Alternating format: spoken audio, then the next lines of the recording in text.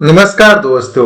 Last class में हम बात कर रहे थे ज्योमेट्री में स्क्वायर एक हमारा सब टॉपिक था। उसमें हमने कॉन्सेप्ट पहले देख लिए थे और लास्ट क्लास में हम कुछ क्वेश्चंस डिस्कस कर रहे थे। उसी सीरीज में हमने क्वेश्चन नंबर 62 तक डिस्कस कर लिए थे। आज हम स्टार्ट करेंगे क्वेश्चन नंबर 63 नंबर क्वेश्चन में हमारे पास क्या दिया हुआ है, देखिए हमारे पास एक स्क्वायर बनाया हुआ है। ठीक है, ऐसा सा एक हमारे पास स्क्वायर दिया हुआ है। ठीक है, यहां पे मैंने एक स्क्वायर ड्रॉ कर दिया जिसके वर्टेक्सेस को मैं नाम दे देता हूं ए, ये बी है, ये सी है और ये डी है। अब हमें एक वर्टेक्स भी डायगोनल भी ड्रॉ कर लेता हूं डी से बी तक। मैंने ये ड्रॉ कर लिया। अब साथ ही साथ हमारे पास एक सी डी पे एक पॉइंट दिया हुआ है पी को हमें मिलाना है किससे, ए से। ये हमने मिला दिया, ए को पी से मिला दिया। ठीक है, अब हमारे पास यहां पे क्या दिया हुआ है, ये जहां पे एपी और डी बी जहां पे मिल रहे हैं उस पॉइंट को हम नाम दे देते हैं ओ। तो अब हमें बताना है, यहां पे हमारे पास सबसे पहले हमारे पास क्या दिया हुआ है, ए बी सी डी एक क्या है, स्क्वायर है। क्या है ए बी सी डी, एक वर्ग है। और हमारे पास यहां पे क्या बताया हुआ है, इसके अलावा हमें बताया हुआ है कि हमें ये चीज बताई होगी, ये एक हमारा शेडेड पोर्शन है। इसमें शेडेड पोर्शन मैं बना देता हूं। हमारा जो ट्राइंगल ए ओ बी है ये हमारा शेडेड पोर्शन है। तो अब हमें बताना है शेडेड पोर्शन और जो पूरा एबीसीडी है उसके क्षेत्रफल का अनुपात क्या होगा, ये हमसे पूछा गया है। तो बेसिकली मैं डायरेक्टली यहां पे लिखूं तो सबसे पहले मैं अंग्रेजी में लिख देता हूं, इंग्लिश में मैं क्वेश्चन को नोट डाउन कर देता हूं, उसके बाद में हिंदी मीडियम के बच्चों को मैं बोल के नोट डाउन करा दूंगा। Area of shaded region is what part of total area of ABCD। Hindi में मैं आप लोगों को नोट डाउन करा देता हूं, लिखिए ABCD एक स्क्वायर है तो ABCD एक स्क्वायर है तो छायांकित भाग स्क्वायर छायांकित भाग वृत्त एबीसीडी के क्षेत्रफल का अनुपात बताइए। उनका अनुपात क्या होगा, किस किस का, छायांकित भाग और वर्ग एबीसीडी के क्षेत्रफल का अनुपात क्या होगा बताइए। ये हमारा क्वेश्चन है। अब हम इसको सोल्व करते हैं, लेकिन आप लोग इसको पहले वीडियो को पॉज करके क्वेश्चन को नोट डाउन करिए और सोल्व करने की कोशिश करिए। काफी अच्छा क्वेश्चन है। देखिए हम इसको सोल्व करते हैं। देखिए इस क्वेश्चन को हम सोल्व करते हैं। सबसे पहले मैं आप लोगों को यहां से कुछ चीजें बता देता हूं। देखिए अलग से मैं डायग्राम बना लेता हूं, यहां से स्क्वायर दोबारा से बना लेता हूं मैं यहां पे, और फिर हम इस क्वेश्चन को सोल्व करते हैं। ये हमारा ए बी सी डी एक स्क्वायर है। क्या है, ए बी सी और डी हमारा एक स्क्वायर है जिसमें हमारे पास एक डायगोनल है बी डी, और हमारे पास यहां पे एक पॉइंट पी दिया हुआ है। पी को हम ए से मिला देते हैं, ये हमने ए से मिला दिया, और ओ ये हमारे पास ओ पॉइंट है। ठीक है, ये हमारा शेडेड पार्ट है। शेडेड हम बनाएंगे नहीं, हमें पता है, तो हम बनाने की यहाँ पे जरूरत नहीं है। आगे हम इस चीज को, एक चीज और दी हुई है हमें क्वेश्चन में, वो ये दी हुई है, क्या दी हुई है, हमारे पास जो डीपी अनुपात पीसी हमारे पास दिया हुआ है 1:3। ये हमें क्वेश्चन के अंदर ही प्रोवाइड करवाया हुआ है। तो अब हम बात कर लेते हैं हमारे क्वेश्चन की। हमें क्या दिया हुआ है, डीपी 1:3 दिया हुआ है पीसी के साथ में। ठीक है, तो अब हम इस चीज को क्वेश्चन में यूटिलाइज करें तो हमारे पास डीपी क्या है, 1 पीसी के साथ में 3 के रेशियो में है। तो मैं ये कहूं, यदि हमारे पास, इसको मैं मान लेता हूं स्क्वायर है, कोई प्रॉब्लम नहीं। इसको मैं अनुपात को हटा के ये मान लो ये हमारा h है और ये 3h है, कोई प्रॉब्लम नहीं है। तो हमारा BC कितना होगा, बीसी ये तो सारे बराबर होंगे, A B C D, A B B C C D और डी ये सारे आपस में बराबर होंगे। क्यों बराबर होंगे? क्योंकि ये एक स्क्वायर है और स्क्वायर की भुजाएं आपस में बराबर होती हैं। तो मैं क्या ये कह सकता हूं हमारे पास ए बी क्या होगा, 4h होगा, कोई प्रॉब्लम नहीं है, ऐसा लिखा जा सकता है। अब हम आगे बात करते हैं। देखिए हमारे पास एक चीज देखिए, यहां से हमारे पास यदि ये वाला ये पैरेलल होंगे, एक चीज तो ये पता ही होगा आपको, स्क्वायर में लाइनें आमने सामने की भुजाएं आपस में पैरेलल भी होती हैं, और दूसरी बात ये एंगल बाइसेक्टर भी बनाती हैं। एंगल बाइसेक्टर भी बनाती हैं, तो हमारे पास ये कोण यदि कितने का है, 45 का है, तो हमारे पास ये कोण कितने का होगा, ये भी 45 का होगा। क्यों? ये एक विकर्ण है और एंगल बाइसेक्टर भी बनाती है। जो वर्ग का विकर्ण होता है वो कोण समद्विभाजक होता है। या फिर आप सिंपली भी पता कर सकते हो, यहां पे यदि हमारे पास ये कोण 90 डिग्री का है, ये दोनों भुजाएं बराबर हैं, तो ये बाकी के बचे हुए कोण हमारे पास ये डी ये भी 45 का होगा और ये बी वाला भी 45 का होगा। होपफुली ये चीज आप लोगों को पता है। तो अब देखिए आगे बात करें, हमारे पास ये कोण ओ कोण यहां से और कोण यहां से बराबर होंगे। क्यों बराबर होंगे? क्योंकि ये शीर्षाभिमुख कोण है, तो ये कोण आपस में बराबर होंगे। अब हमारे पास दो ट्रायंगल हैं। कौन कौन से ट्रायंगल हैं? एक हमारे पास त्रिभुज है DOP, साथ ही साथ हमारे पास दूसरा ट्रायंगल है हमारे पास BOA। अब हमारे पास यहां पे दो जो इसके कोण है वो आपस में बराबर हैं, तो यहां से हम क्या लगा सकते हैं, सिमिलरिटी लगा सकते हैं। सिमिलरिटी हम लगाएं तो हमारे पास DOP, इसमें क्या है, दो कोण बराबर हैं। कौन कौन से कोण बराबर हैं? बात करें तो हमारे पास कोण D बराबर है कोण B के, और कोण O दोनों जगह पे बराबर है। तो हमारे पास DOP सिमिलर हो गया BOA के। तो यहां से मैं एक चीज लिख सकता हूं, और वो क्या लिख सकता हूं, DP लिखना है हमें, DP अपॉन BA सॉरी। दूसरा लिख सकता हूं OP अपॉन OA।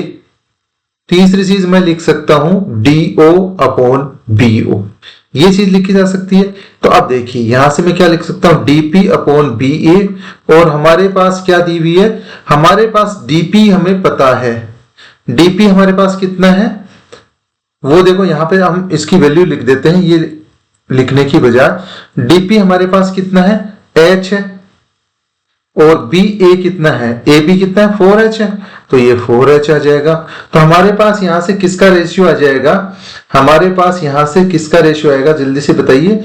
हमारे पास OP अपॉन OA और साथ ही साथ DO अपॉन BO का रेशियो क्या आ जाएगा, 1:, H से H कैंसिल आउट हो जाएगा, तो हमारे पास आ जाएगा 1:4। ये हमारे पास रेशियो आ गया। ठीक है, इसका हमारे पास रिलेवेंस कोई है नहीं, ठीक है, बट हम आगे बात करें, ये चीज आप लोगों को समझ में आ गई। ये बाकी साइड्स का भी रेशियो हमारे पास क्या आ गया, 1/4 आ गया। अब हम क्वेश्चन में चलें तो यहां से एक चीज देखिए, हमारे पास यदि बेस यहां पे इसको ये माने, अब हमारे पास यदि ये इसकी भुजाओं का अनुपात है, तो यहां से हमारे पास अब रिलेवेंट चीज क्या होगी वो देखिए। यदि मैं हाइट का रेशियो लूं, मेरे पास यदि मैं कहता हूं ट्राइंगल DOP में मेरी हाइट है H1, ठीक है, मैं कहता हूं BOA ट्राइंगल में जो हाइट है, ऊंचाई है, वो मैं मान लेता हूं S2 है। तो मेरे पास H1 और H2 का रेशियो क्या होगा, हमारे पास क्या होगा, जो इसकी भुजाओं का रेशियो है वो ही हाइट का रेशियो होगा। ये चीज हमने सिमिलरिटी में पढ़ी थी। तो हमारे पास क्या हो जाएगा, H1 अपॉन H2 कितना हो जाएगा, 1:4। ये इसीलिए हमने इसका सिमिलरिटी का यूज करा यहां पे, जिससे हमें क्या पता चल गया, इसकी भुजाओं का यदि रेशियो हमारे पास 1:4 है, तो हमारे पास इसकी ऊंचाई का अनुपात भी कितना होगा, ऊंचाई का अनुपात भी कितना होगा, 1:4 ही होगा। जो हमारे पास ट्राइंगल कौन सा है, डीओपी ट्राइंगल की बात करें उसमें यदि हमारे पास हाइट h1 है और दूसरा बीओए ट्राइंगल की बात करें जिसमें हमारे पास हाइट h2 है, तो इसमें हमारे पास इन h1/h2 की हाइट का रेशियो वही होगा जो इसकी भुजाओं का अनुपात है। तो हमारे पास डीओपी में जो भुजा है डीओ उसका अनुपात है 1, बीओ अगले वाले त्रिभुज में बीओ भुजा का अनुपात है 4, तो हमारे पास हाइट के को जो रेशियो आएगा वो आएगा 1:4। अब होपफुली ये चीज आप लोगों को समझ में आ गई होगी। अब हम बात करें हमारे पास क्या है, हमारे पास यदि मैं इनका अनुपात निकालूं, हमसे किस चीज का अनुपात पूछा है, एक तो ट्राइंगल ए जो हमारे पास शेडेड एरिया कौन सा, ट्राइंगल एओबी है, और साथ ही साथ हमें किसका क्षेत्रफल पूछा है, क्षेत्रफल किसका, ट्राइंगल एओबी का क्षेत्रफल। ऊपर हम ये ले लेते हैं और नीचे हम ले लेते हैं जो हमारा वर्ग है, वर्ग ए बी सी डी का क्षेत्रफल, इनका ही हमसे रेशियो पूछा गया है। तो अब इनका हम अनुपात देख लेते हैं क्या होगा। एओबी हमारा क्या है, हमारे पास में यहां से देखिए ट्राइंगल एओबी का क्षेत्रफल देखिए तो हमारा क्या होगा 1/2। आधार कितना है, आधार हमारे पास में 4h है तो 4h लिख दिया। हमारे पास इसकी हाइट कितनी है, एओबी का हाइट कितना है वो हम मान लेते हैं हमारे पास अनुपात में दी हुई है। तो हमने एओबी की हमने हाइट कितनी मानी है, हमने h2 मानी है। h2 की वैल्यू हम मान लेते हैं हमारे पास कितनी है 4, 1:4 में है, तो हम मान लेते हैं ये हमारे पास कितनी है 4x है। हमने एओबी की हाइट है वो मान ली 4x, और हमने जो छोटे वाले त्रिभुज की हाइट है वो हमने मान ली x। 1 को x से मल्टीप्लाई करेंगे तो x आ जाएगी। तो इस तरीके से हमारे पास हाइट का रेशियो क्या आ गया, x/4x आ जाएगा। अब मैं एक चीज यहां से देखूं तो हमारे पास देखो इस एओबी ट्राइंगल की हाइट कितनी है हमारे पास, यहां से हमारे पास 4x है तो मैं यहाँ पे 4x लिख देता हूं। अब हमारे पास क्या आएगा, नीचे से हमारे पास इसका लिखना है क्षेत्रफल एबीसीडी, जो क्षेत्रफल जो एबीसीडी वर्ग है उसका क्षेत्रफल लिखना है। तो इसकी भुजा कितनी है हमारे पास 4h है तो मैंने 4h लिख दिया, ठीक है। और जो हमारी भुजा और इसकी जो हाइट होगी वो सेम होगी, तो टोटल इसकी हाइट कितनी हो जाएगी हमारे पास, इसको हम ऐड करेंगे तो हमारे पास यहां से यहां तक 4h है, 4x है, और यहां तक हमारी कितनी है x है। तो हम इसको लिख सकते हैं टोटल हमारे पास कितनी हो जाएगी 5x हो जाएगी।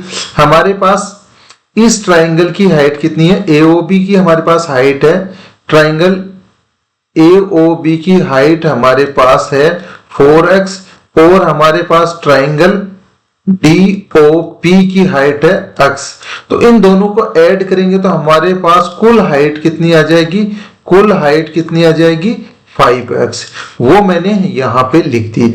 आप इस चीज में कंफ्यूज मत होइएगा कि हमारे पास दोनों की जो इसमें हमने बेस जो माना है वो 4h है और हाइट भी इसकी साइड ही होगा, भुजाई ही होगी वर्ग की, तो वो 4h क्यों नहीं है। तो इसमें यहां से मैं बता देता हूं 4h इक्वल्स टू ही है, बराबर ही है किसके 5x के। तो आप लोग आगे देखिए इस क्वेश्चन को हम सोल्व करें तो यहां से क्या लिख सकते हैं, हमारे पास यहां से x से x कैंसिल आउट हो जाएगा, यहां से h कैंसिल आउट हो जाएगा, यहां 4 से 4 कैंसिल आउट हो जाएगा, यहां ये 2 से डिवाइड करेंगे तो 1 और यहां डिवाइड करेंगे 2 हमारे पास आ जाएगा 2। हमारे पास ओवरऑल रेशियो क्या आ जाएगा 2:5, ये हमारे पास अनुपात आ जाएगा यहां से। तो ये हमारा क्या हो जाएगा आंसर हो जाएगा। यही हमसे क्वेश्चन में पूछा गया था। हो सकता है किसी बच्चे को थोड़ा बहुत कम समझ में आया होगा तो वीडियो को एक बार रिवाइज करके देख लीजिए। ये बहुत ही अच्छे लेवल का क्वेश्चन है, ये मान के चलिएगा बहुत ही अच्छे लेवल का क्वेश्चन है, तो इसको ध्यान से कर लीजिए, ठीक है। ऐसा क्वेश्चन एग्जाम में आप लोगों को देखने को मिल सकता है, ठीक है।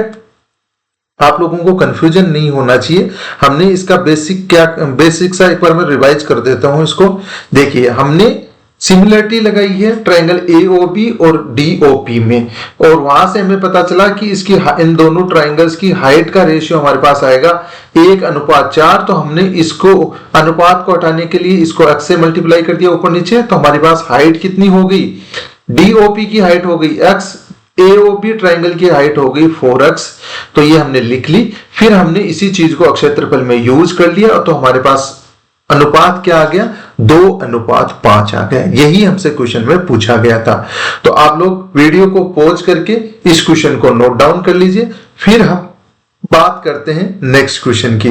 ये था हमारा क्वेश्चन नंबर 63। अब हम बात करेंगे क्वेश्चन नंबर 64 की, लेकिन उससे पहले आप लोग क्वेश्चन नंबर 63 को नोट डाउन कर लीजिए। होपफुली आप लोगों ने वीडियो को पॉज करके क्वेश्चन नंबर 63 को नोट डाउन कर लिया होगा। अब हम बात करेंगे क्वेश्चन नंबर 64 की। 64 नंबर क्वेश्चन में हम देखें तो हमारे पास एक डायग्राम दिया गया है। डायग्राम क्या, एक हमारे पास वृत्त का चौथा भाग दिया हुआ है। देखिए 64 नंबर क्वेश्चन है, इसमें हमारे पास एक वृत्त का चौथा भाग हमारे पास दिया हुआ है। ऐसी सी हमारे पास एक आकृति है, ठीक है। थोड़ा सा यहां पे वृत्त बनाना मुश्किल होगा, लेकिन मैं बना देता हूं आप लोगों के लिए।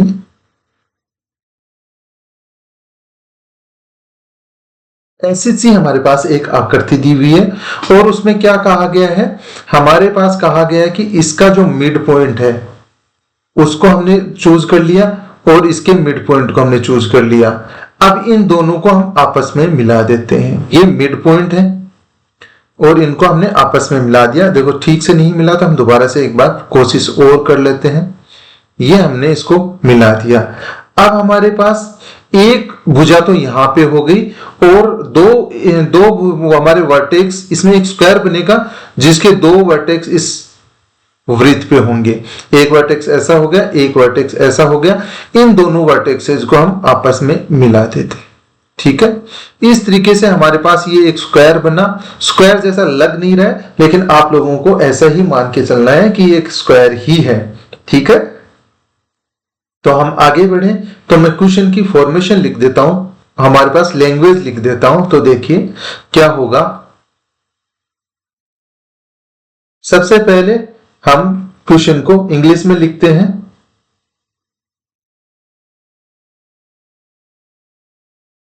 in a 1/4 circle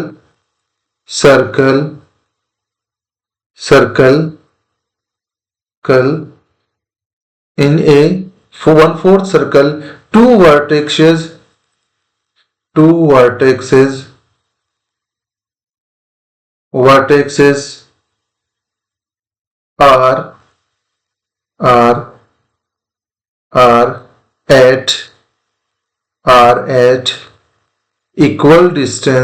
are at equal distance from center of circle, and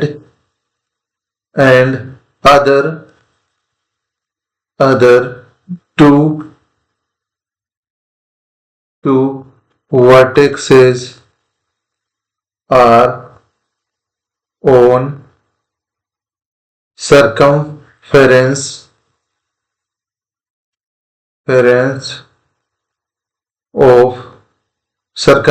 of two other are on circumference, then find the radius of 1/4 circle. ये हमारा क्वेश्चन है। हिंदी मीडियम के बच्चे इस क्वेश्चन को नोट डाउन कर लीजिए। यदि एक 1/4 सर्कल में, एक चौथाई सर्कल में, एक चौथाई वृत्त में, यदि एक चौथाई वृत्त में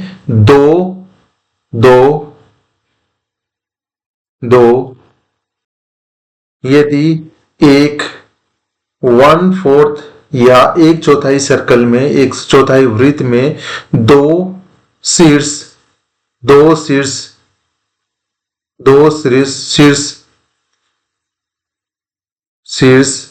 केंद्र सर्कल के या वृत्त के केंद्र से बराबर दूरी पे हैं, वृत्त के केंद्र बिंदु से बराबर दूरी पे हैं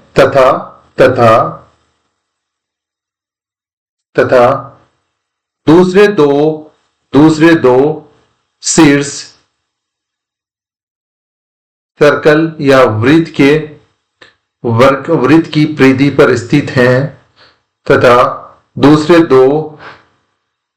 दो शीर्ष वृत्त की परिधि पर स्थित हैं, तो वृत्त की त्रिज्या ज्ञात कीजिए। ठीक है, ये हमसे पूछा गया है। और अब हम इसको ये मान लेते हैं, इक्वल डिस्टेंस है उसको हम क्या मान लेते हैं, या हम ऐसे मान लेते हैं, इसका जो हमारे पास दिया हुआ है, ये यहाँ पे एक चीज एडिशनल और दी हुई है, वो दी हुई है, यदि हम इसको वर्टेक्सेस को नाम दे देते हैं ए बी सी डी। हमारे पास ए बी सी डी एक स्क्वायर है, स्क्वायर या वर्ग है, तथा और हमारे पास दूसरी एडिशनल चीज यहाँ पे क्या दी हुई है, वो हमारे पास ये दी हुई है कि हमारे पास दूसरी चीज क्या दी हुई है, जो इक्वल डिस्टेंस है, इस पॉइंट को यदि मैं O नाम दे देता हूं तो हमारे पास OB इक्वल्स टू x दिया हुआ है। ठीक है, इतना सारा डाटा दिया हुआ है। ये दो डाटा हिंदी मीडियम और इंग्लिश मीडियम के बच्चे दोनों नोट डाउन कर लीजिए, ये क्वेश्चन का ही पार्ट है। तो अब हम इस क्वेश्चन को सोल्व करते हैं। पहले आप लोग इस पूरे क्वेश्चन को नोट डाउन कर लीजिए। ठीक है, देखिए अब हम इस क्वेश्चन की बात करते हैं। मैं एक बार ये डायग्राम दोबारा से बना के आप लोगों को करवा देता हूं। हमारे पास ऐसा सा एक 1/4 सर्कल है। ठीक है, ये दो हमारी साइड्स हैं जिनको हम एक सर्कल की फॉर्म में मिला देते हैं। ठीक है, ये हमारा 1/4 सर्कल है जिसके मिड पॉइंट पे यहां पे हमारे पास A पॉइंट है, यहां पे हमारे पास B पॉइंट है, और ये दो वर्टेक्सेस यहां पे मिल रहे हैं और एक वर्टेक्स हमारा यहां पे है। इन दोनों को मैं आपस में भी मिला देता हूं और इन A और B पॉइंट को भी आपस में मिला देता हूं। ये हमारे पास ओवरऑल सिनारियो है और ये O पॉइंट है। हमारे पास यहां से क्या दिया हुआ है, फर्स्ट थिंग हमारे पास दिया हुआ है O से B तक की जो डिस्टेंस है वो x दे रखी है। साथ ही साथ हमें कहा गया है कि ये दो पॉइंट है जो A और B पॉइंट है, दोनों इक्वल डिस्टेंस पे हैं, तो हमने x मान लिया। एक हमारे पास x दी हुई है तो दूसरी भी हमारे पास x ही होगी क्योंकि ये इक्वल डिस्टेंस है। तो अब हम यहां से क्या निकाल सकते हैं, यदि हमारे पास क्या बनेगा, 90 डिग्री का कोण बनेगा।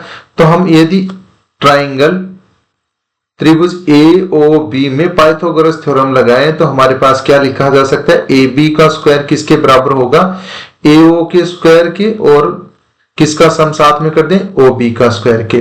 तो यहां से हम क्या लिख सकते हैं, AB का स्क्वायर हमारे पास किसके बराबर हो जाएगा, AO का स्क्वायर कितना है, x का स्क्वायर, प्लस OB का स्क्वायर कितना होगा, x का स्क्वायर, हमारे पास हो गया 2x का स्क्वायर। हम दोनों तरफ रूट लेंगे तो हमारे पास AB की वैल्यू कितनी आ जाएगी, √2x, ये हमारे पास वैल्यू आ जाएगी। ठीक है, अब हमारे पास AB की वैल्यू हमारे पास आ गई है। हमारे पास ये जो स्क्वायर है उसकी एक भुजा की वैल्यू हमारे पास आ गई है √2x, ये आ गई। अब हम इससे क्या सोल्व कर सकते हैं, कैसे हम इसकी वैल्यू निकाल सकते हैं, देखिएगा। अब हम बात करें हमारे क्वेश्चन की, तो क्वेश्चन में हमारे पास क्या है, ये हमारे पास साइड कितनी आ गई, x है। हमने ये साइड जो हमारे पास स्क्वायर है उसकी साइड हमने निकाल ली।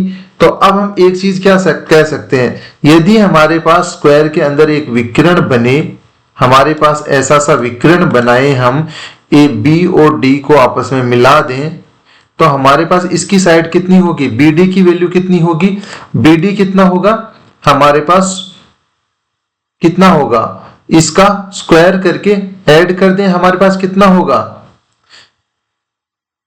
2 इंटू कितना होता है, √2 इंटू जो हमारे पास साइड है भुजा का स्क्वायर होता है। हमारे पास विकर्ण का फॉर्मूला क्या होता है, यदि हमारे पास एक स्क्वायर दिया हुआ है और उसका विकर्ण निकालना है तो उसका फॉर्मूला क्या होता है, हमारे पास विकर्ण की हमारे पास लंबाई निकालनी है तो उसका फॉर्मूला होता है √2 इंटू भुजा। ठीक है, क्या होता है √2 इंटू भुजा। तो हमारे पास √2 है, भुजा हमारे पास कितनी है √2 है, x है, तो हमारे पास टोटल विकर्ण की वैल्यू कितनी आ गई 2x आ गई। तो इसको हम क्या लिख सकते हैं 2x लिख सकते हैं। कोई प्रॉब्लम यहां तक नहीं, आगे हम बढ़ते हैं।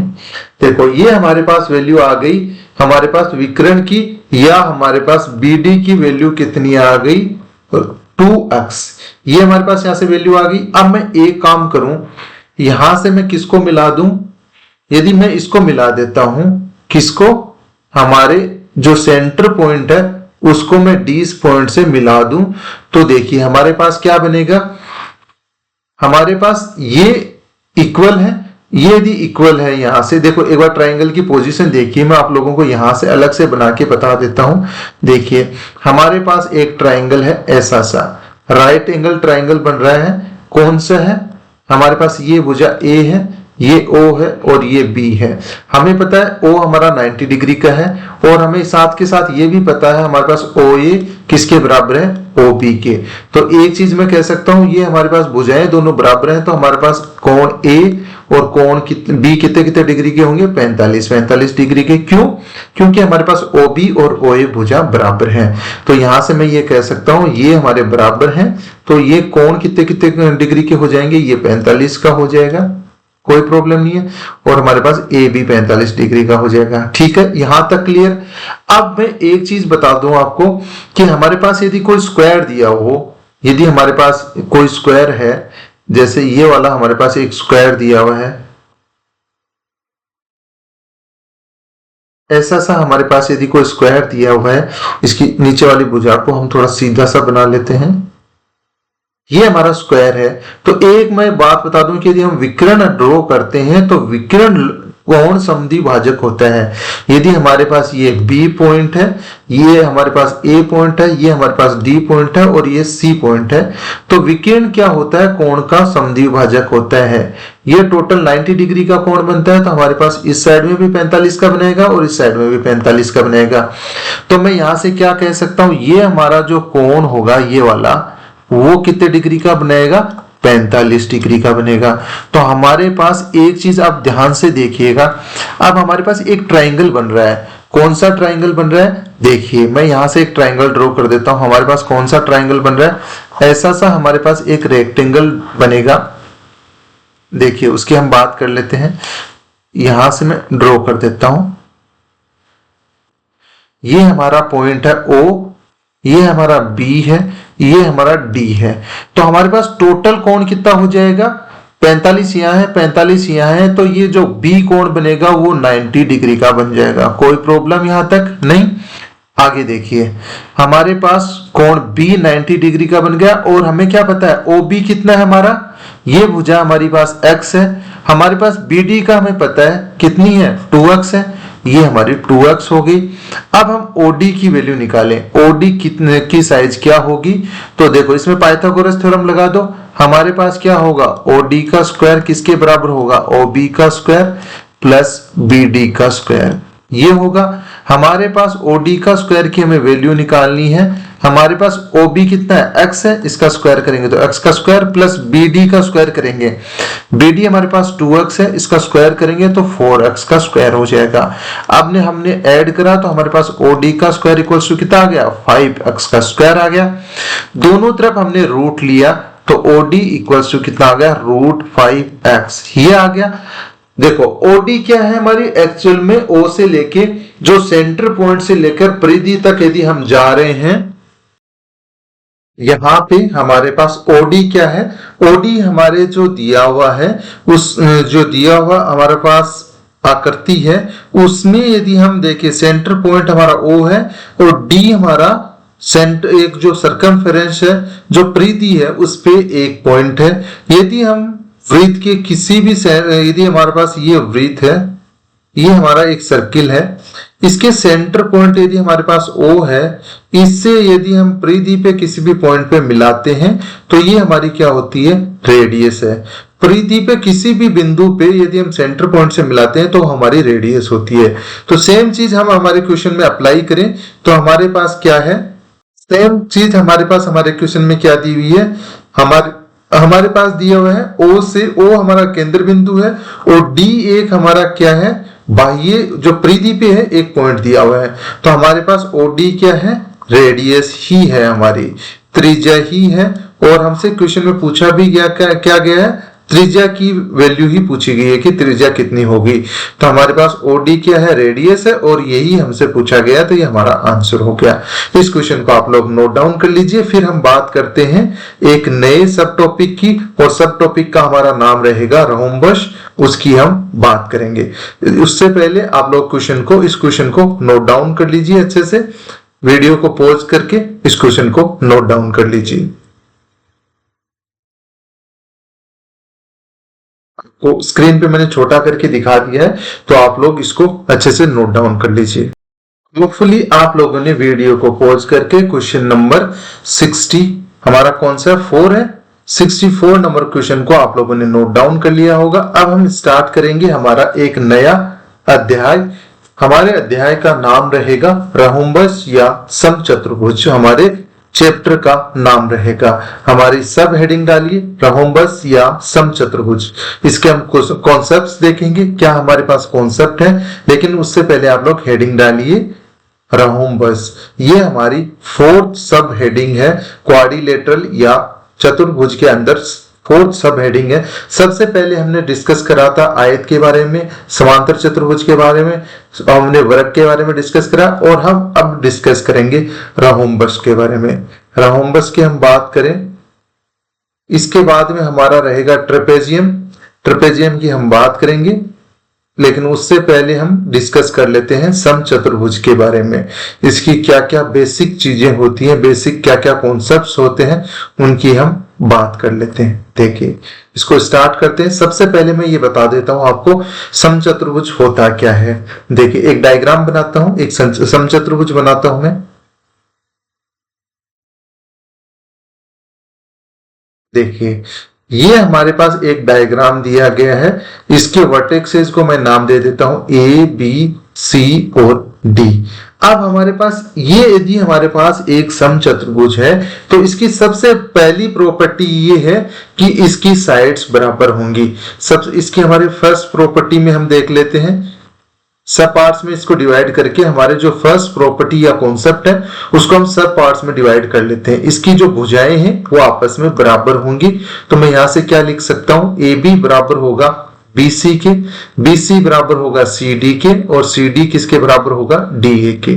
मतलब इसकी सारी भुजाएं आपस में इक्वल होंगी। क्या होंगी, इसकी सारी भुजाएं आपस में इक्वल होंगी, बराबर होंगी। ठीक है, ये हमारा फर्स्ट सब कॉन्सेप्ट हो गया।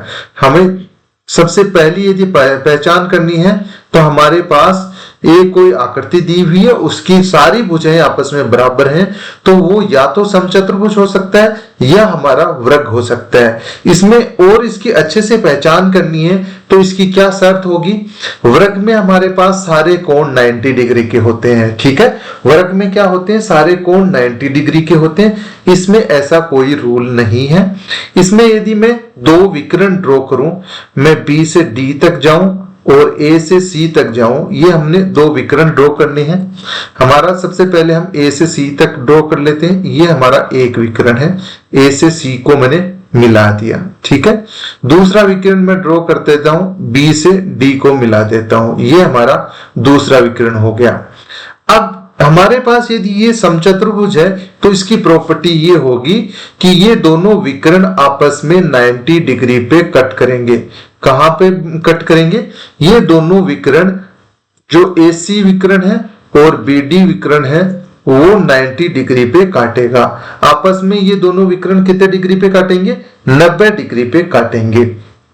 ठीक है, हमारी क्या प्रॉपर्टी हो जाएगी, यदि मैं इसको नाम दे दूं, AC को मैं नाम दे दूं D1, BD को हम नाम दे दूं D2, तो हमारे पास क्या होगा, इनकी लेंथ मैंने बता दी है, तो हमारे पास जो विकर्ण होगा हमारे पास जो विकिरण होगा, हम सब पॉइंट कर देते हैं, सब प्रॉपर्टी कर देते हैं बी पार्ट में।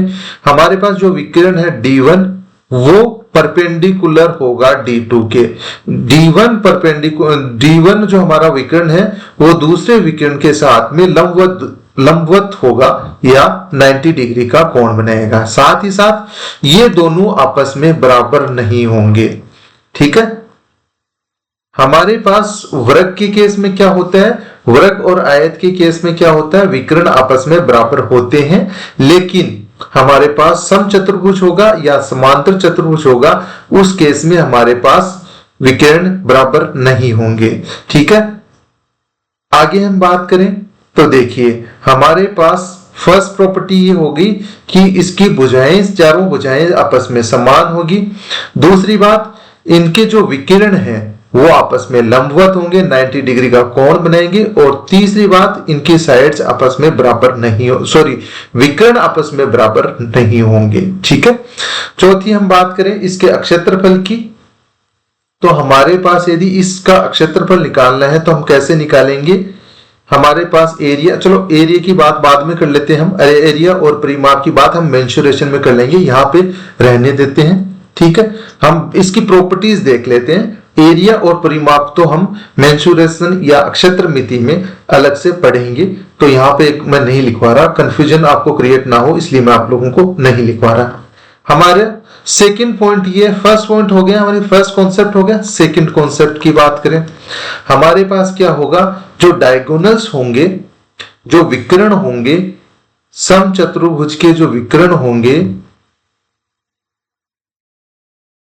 समचतुर्भुज के विकिरण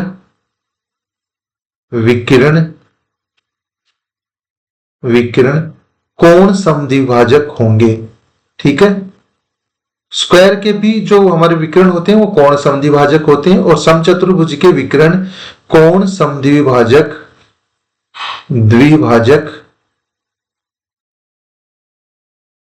कोण समद्विभाजक होते हैं।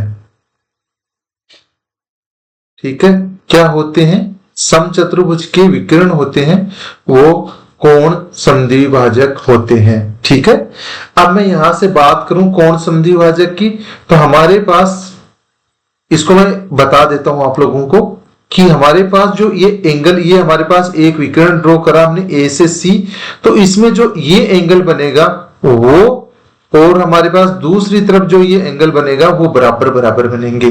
ठीक है, इसी तरीके से यदि हमारे पास बी से हमने एक विकिरण ड्रॉ करा है BD, तो हमारे पास दोनों तरफ एंगल बराबर बराबर बांटेंगे। ये हमारा क्या होगा, एंगल या कोण समद्विभाजक होगा। जिसको मैं इंग्लिश में लिखूं तो हमारे पास क्या लिख सकता हूं, rhombus diagonals of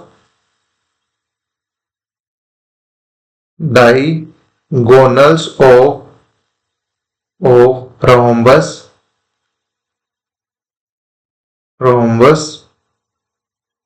will be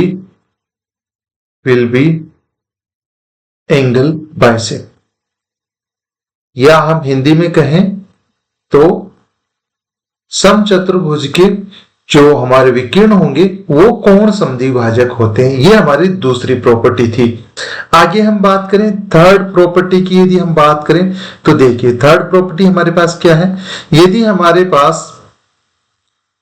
कोई हमारे पास समचतुर्भुज दिया हुआ है, हमारे पास कोई समचतुर्भुज है, ये मैं एक समचतुर्भुज यहां पे बना देता हूं। ठीक है, ये हमारा समचतुर्भुज है, इसके वर्टेक्सेस को मैं नाम दे देता हूं, इसके वर्टेक्सेस को मैं यदि नाम दे देता हूं ABCD, तो हमारे पास, थोड़ा सा ठीक से बना लेते हैं इसको, इसके डायग्राम को थोड़ा सा ठीक से बना लेते हैं। ये हमारे पास एक समचतुर्भुज है, ये फिर से ही हमें बनाना पड़ेगा, फिर से हमें ट्राई करना पड़ेगा।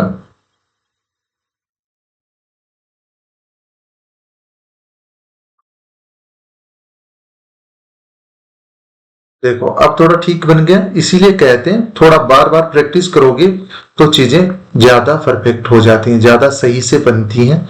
ठीक है, तो ये यदि हमारा एक समचतुर्भुज है और मैं यहां से एक डायगोनल ड्रॉ करूं, डायगोनल BD ड्रॉ मैंने करा। अब यहां पे जो यदि इसका पूरे का एरिया इस समचतुर्भुज या रहोम्बस ABCD का समचतुर्भुज या रहोम्बस ABCD का अक्षेत्रफल यदि हमारे पास A है, तो हमारे पास एक चीज ये होगी, ये जो विकिरण है वो एरिया को बराबर बराबर दो भागों में बांट देगा, डिवाइड कर देगा। ठीक है, ये चीज होपफुली आप लोगों को समझ में आ गई होगी। अब इस केस में यदि हमारे पास इसी रहोम्बस में दोनों विकिरण हम ड्रॉ कर लें, दोनों विकिरण यदि हम ड्रॉ कर लेते हैं,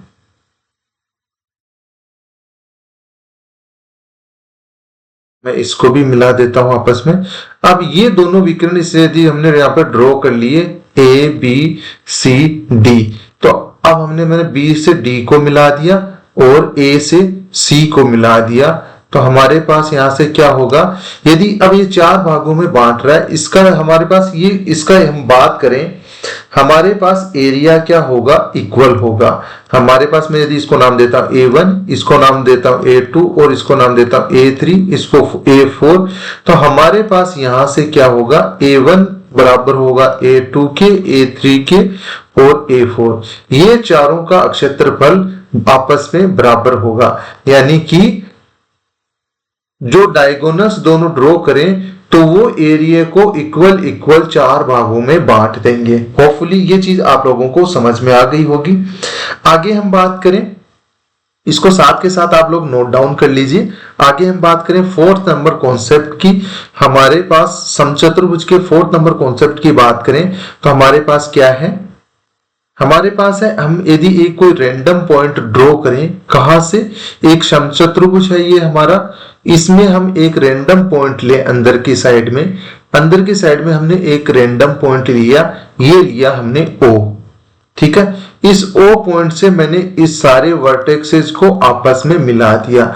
मैंने इस O पॉइंट को A से भी मिला दिया, मैंने इस O पॉइंट को B से भी मिला दिया, मैंने इस O पॉइंट को C पॉइंट से भी मिला दिया और साथ ही साथ इस O पॉइंट को मैंने D से भी मिला दिया। अब इस सारे प्रोसेस में क्या होगा, हमारे पास यदि एरिया, इसका एरिया A1 है, इसका एरिया A2 है और इसका एरिया A3 है, इसका एरिया A4 है, तो यहां से हमारे पास एक प्रॉपर्टी क्या बनेगी, हमारे पास यहां से ये होगा A1 प्लस A2 का A3 का सम हमेशा किसके बराबर होगा, A2 प्लस A4 के सम के बराबर होगा। ये प्रॉपर्टी हमारी होती है। होपफुली ये प्रॉपर्टी आप लोगों को समझ में आ गई होगी। आगे हम बात करें इसके नेक्स्ट प्रॉपर्टी की। देखो, इसके प्रूफ में नहीं जाएंगे, हमने आपको क्वाड्रिलेटरल के टाइम पे, ये क्वाड्रिलेटरल और आयत के टाइम पे मैंने आप लोगों को ये डिटेल में बता दी थी, तो अब बार बार हम ये चीज, एक ही चीज को बार बार हम डिस्कस नहीं करेंगे। आगे बढ़ते हैं, प्रॉपर्टी नंबर 7 को हम डिस्कस करते हैं, 5 नंबर प्रॉपर्टी को हम डिस्कस करते हैं। हमारे पास क्या है, यदि हमारे पास कोई एक समचतुर्भुज दिया हुआ है, ऐसा सा हमारे पास, इसको दोबारा बना लेते हैं। देखिए, हमारे पास कोई ऐसा सा, हमारे पास एक समचतुर्भुज दिया हुआ है जिसके वर्टेक्सेस को मैं नाम दे देता हूं A, B, C और D। अब इसमें हमारे पास रैंडम एक पॉइंट लेता हूं मैं BC साइड पे, कोई भी एक रैंडम पॉइंट मैंने P ले लिया, उसको मैं A से और D से मिला देता हूं। ठीक है, यदि मैं इस A और D से P पॉइंट को मिला दूं तो हमारे पास जो ये छायांकित भाग है, ये जो ट्राइंगल बना है APD, अब इसका क्षेत्रफल हमारे पास क्या होगा, इसका क्षेत्रफल हमारे पास जो ABCD एक हमारा समचतुर्भुज है उसके क्षेत्रफल का क्या होगा, आधा होगा। क्या होगा, मैं यहां पे नोट डाउन कर देता हूं, ट्राइंगल APD का क्षेत्रफल किसके बराबर होगा, एरिया ऑफ APD। देखो, सिंपल सी चीज है, आप इसको इंग्लिश में भी नोट डाउन खुद से कर सकते हैं, इतना कोई महाभारत नहीं है, तो मैं नहीं लिख रहा हूं। यहां पे APD का क्षेत्रफल किसके बराबर होगा, हमारे पास area of A B C D, जो एक हमारे पास समचतुर्भुज है उसके एरिया का आधा हो जाएगा। ठीक है, ये हुई हमारी कॉन्सेप्ट नंबर या प्रॉपर्टी नंबर 5 में हमारे पास क्या है, यदि हम एक रैंडम पॉइंट लेते हैं सी डी भुजा पे और उस पॉइंट को हम ए और डी से मिला दें तो हमारे पास जो त्रिभुज बनेगा एपीडी, उसका एरिया पूरे जो समचतुर्भुज है एबीसीडी का आधा होगा। ये है हमारी प्रॉपर्टी नंबर 6। रोम्बस की हमने प्रॉपर्टी नंबर 6 को डिस्कस करा। अब हम बात करते हैं नेक्स्ट प्रॉपर्टी की। नेक्स्ट प्रॉपर्टी क्या है, प्रॉपर्टी नंबर 6 की बात करेंगे हम। उसमें हमारे पास क्या है, यदि हमारे पास रोम्बस में ही रोम्बस एक हमारे पास रोम्बस है, इसके मिड पॉइंट्स को हम मिला दें तो हमारे पास क्या आकृति बनती है उसकी बात हम करेंगे। ये एक हमारे पास रोम्बस है जिसके वर्टेक्सेस को मैं नाम दे देता हूं ए बी सी और डी। इसके हम मिड पॉइंट्स को हम आपस में मिला देते हैं। मिड पॉइंट्स को यदि हम मिला दें तो हमारे पास कौन सी आकृति बनेगी, ये हमसे जानना है, ये हमें बताना है। देखिए, हम यदि इसके मिड पॉइंट्स को मिला देते हैं, ये हमारे पास सी डी का मिड पॉइंट ये है, इसको हम नाम दे देते हैं आर। चलो दूसरे कलर के पेन का यूज कर लेते हैं। हमारे पास सी डी का मिड पॉइंट है आर, हम ए बी का मिड पॉइंट मान लेते हैं पी, बी सी का मान लेते हैं क्यू और एडी का हम मान लेते हैं एस। इनको यदि हम आपस में मिला दें, ये हमने एस आर को मिला दिया, फिर हमने आर और क्यू को मिला दिया। ठीक है, इसके बाद में हम पी और क्यू को आपस में मिला देते हैं और साथ ही साथ हम पी और एस को मिला देते हैं। इस तरीके से हमारे पास पी क्यू आर एस एक स्ट्रक्चर बना। इस स्ट्रक्चर में हमारे पास जो पी क्यू आर एस है वो क्या होगा ये बताना है हमें। तो इस स्ट्रक्चर में हमारे पास जो पी क्यू आर एस एक आकृति बनी है वो बनेगा आयत। क्या बनेगा, आयत हमारा बनेगा। ये डायरेक्टली आपको याद होना चाहिए। कभी कभी एक वन लीनियर क्वेश्चन की फॉर्म में आपसे पूछा जा सकता है। देखो आजकल मैथ में आप लोग एक चीज नोटिस करोगे तो वन लीनियर क्वेश्चन पूछे जाते हैं। थ्योरेटिकल क्वेश्चन आप लोगों से एक क्वेश्चन पूछा जाता है। जैसे आपके पास में 25 क्वेश्चन का सेट है तो उसमें से एक क्वेश्चन होगा वो एक वन लीनियर क्वेश्चन होगा, थ्योरेटिकल क्वेश्चन होगा। वो किसी ना किसी पोर्शन से आप लोगों को पूछा जाता है। वो ज्योमेट्री से भी हो सकता है, वो नंबर सिस्टम से भी हो सकता है। ठीक है, मोस्टली आजकल नंबर सिस्टम से पूछा जाता है। हो सकता है आने वाले टाइम में वो ज्योमेट्री से भी पूछ लें। हमें काफी टाइम में हमने देखा है कि एसएससी के मेंस में स्पेशली मैं बात करूं तो उसमें ज्योमेट्री की जो हमारी प्रॉपर्टीज है ट्रायंगल की प्रॉपर्टीज के बेसिस पे एक थ्योरेटिकल क्वेश्चन डाला जाता है, एग्जाम में आता है। तो वो धीरे धीरे देखो वहां से खत्म हो जाएगा। जब ट्रायंगल पे क्वेश्चन बन जाएंगे तो वो धीरे धीरे शिफ्ट होंगे समचतुर्भुज की तरफ, स्क्वायर की तरफ, आयत की तरफ या सर्कल की तरफ। इधर आगे शिफ्ट होंगे तो यहीं से कहीं से क्वेश्चन बनेगा। तो हो सकता है आने वाले टाइम में आप लोगों को इन्हीं प्रॉपर्टीज में से कोई एक प्रॉपर्टीज या आपके एग्जाम में देखने को मिल सकती है। इसीलिए आप लोगों को ये बताई जा रही है। इन पे क्वेश्चन ज्यादा अच्छा नहीं बनता है, इन पे वन लीनियर क्वेश्चन बनता है जो आपके एग्जाम में पूछा जा सकता है। इसीलिए मैं आप लोगों को ये 8-9 प्रॉपर्टीज, हर जो एक डायग्राम है, स्ट्रक्चर है हमारी, जैसे आयत है, वर्ग है, हमारे पास समांतर चतुर्भुज है, हम सब की इनकी प्रॉपर्टीज डिस्कस कर रहे हैं। क्यों? क्योंकि इन पे बेस्ड क्वेश्चन हमारे एग्जाम में पूछा जा सकता है। देखो हमारी इसी प्रॉपर्टी को देखो, समचतुर्भुज की प्रॉपर्टी नंबर 5 है। इस पे आप न्यूमेरिकल क्वेश्चन बना सकते हैं, कोई प्रॉब्लम नहीं, इसमें न्यूमेरिकल क्वेश्चन बन जाएगा इजीली। अब हमारे पास 6 नंबर प्रॉपर्टी है, उस पे आप न्यूमेरिकल क्वेश्चन भी बना सकते हो और थ्योरेटिकल भी पूछ सकते हो।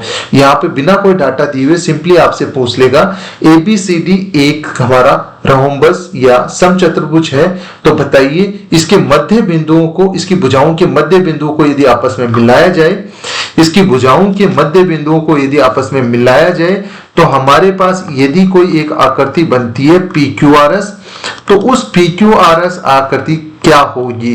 क्या वो स्क्वायर होगा, क्या पैरेललोग्राम होगा, या सिंपल क्वाड्रिलेटरल होगा, या रेक्टेंगल होगा, या ट्रेपेजियम होगा, क्या होगा? ये आपसे पूछा जा सकता है। तो आपका आंसर, जब आपने एक बार ये पढ़ रखी है तो आपको कुछ करने की जरूरत नहीं है। यदि आपने नहीं पढ़ रखा तो आप कितना भी मत्था मार लो, आप तुक्का मारने के अलावा कुछ नहीं कर पाओगे। ठीक है, तो बेटर है कुछ चीजें आप लोग टाइम रहते आने वाले पेपर के लेवल को देखते हुए आप लोग पहले से प्रिपेयर रहो। आपके पास ऐसा कोई क्वेश्चन आता है तो आप फटाक से आंसर कर पाओ, आपको क्वेश्चन सही हो, सही से आप अटेम्प्ट कर पाओ, ये हमारी कोशिश रहती है।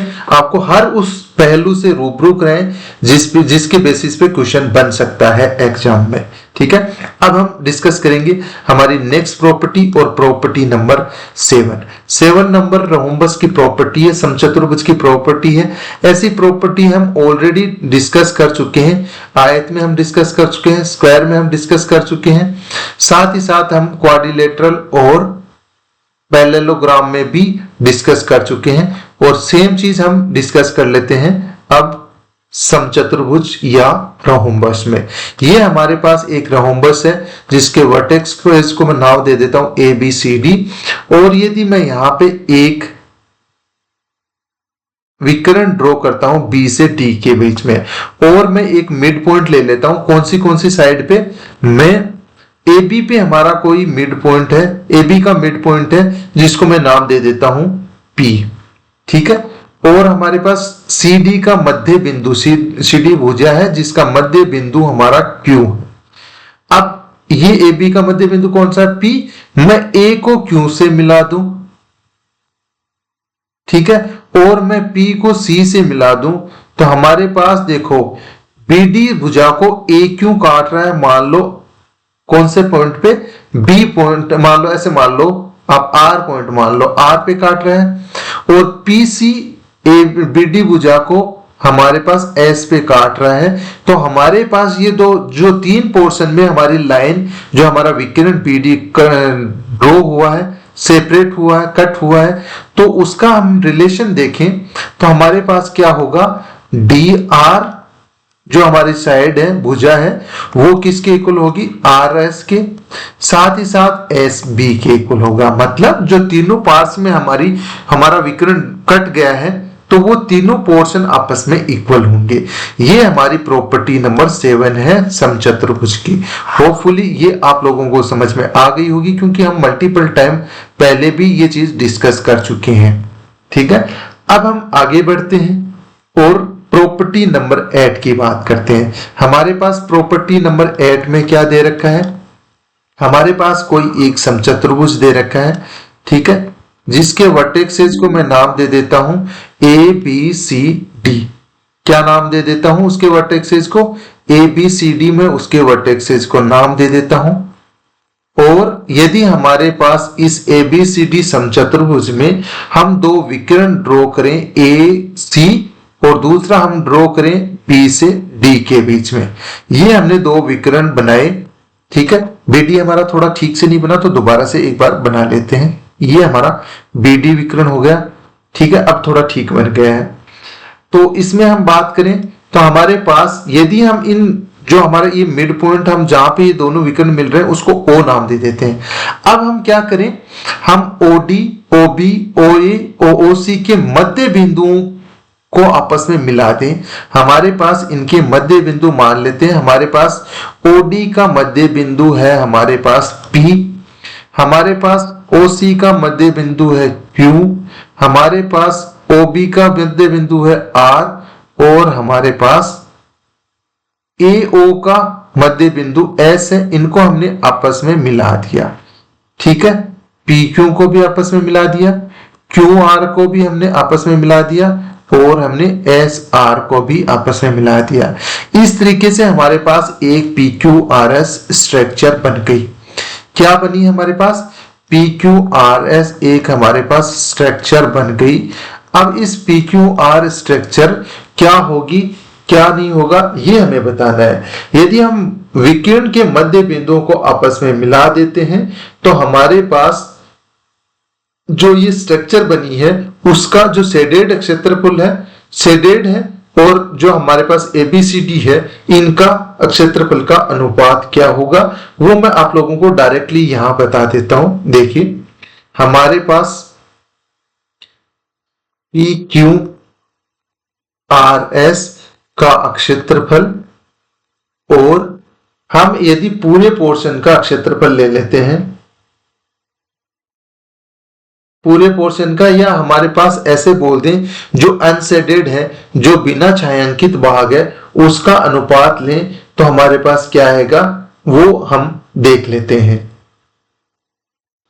देखिए हम PQRS और ऐसे कर लेते हैं, हम ज्यादा बेटर, हमारे पास क्या रहेगा, एक मिनट मैं इसको रिपीट करता हूं। देखिए हमारे पास शेडेड और अनशेडेड पार्ट का क्षेत्रफल देख लेते हैं, उसका रेशियो देख लेते हैं। हमारे पास क्या होगा, शेडेड